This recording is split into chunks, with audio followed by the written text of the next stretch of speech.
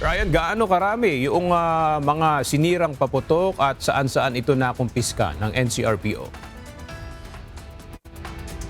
Aga, kakaunti lamang yung mga sinira kanina, maliit na bahagi lamang ito, pero ito yung mga malalakas na paputok at umabot na sa 1.4 million pesos na halaga ng paputok at pyrotechnics ang nakumpiska ng mga pulis sa Kalakhang, Maynila.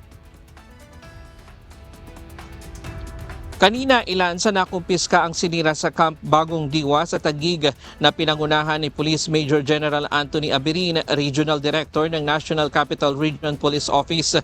Kabilang sa mga winasak at pinasabog ay Goodbye Philippines na katulad ng sumabog sa Maynila kung saan may isang batang nasawi. Ayon kay General Abirin, maliit na bahagi lamang ang sinira kanina. Sa January 7 pa sisirain ang lahat ng iba pang mga iligal na paputok na kanilang nakumpiska.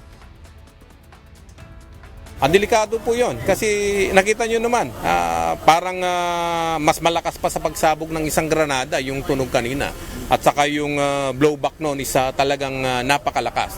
Meaning pag sumabog yan at katabi mo, ang posibilidad niyan is if ever man wala kang makita dito sa outside ng katawan mo, ay yung mga lamang loob mo pwedeng may madamage or masira or maglanglangan.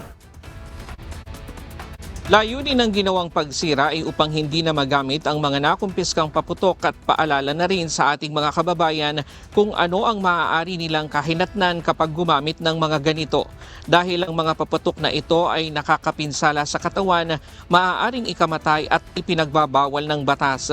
Sa tala ng NCRPO, isa na ang nasawi, 27 ang sugatan na biktima ng paputok sa Metro Manila ngayong holiday season.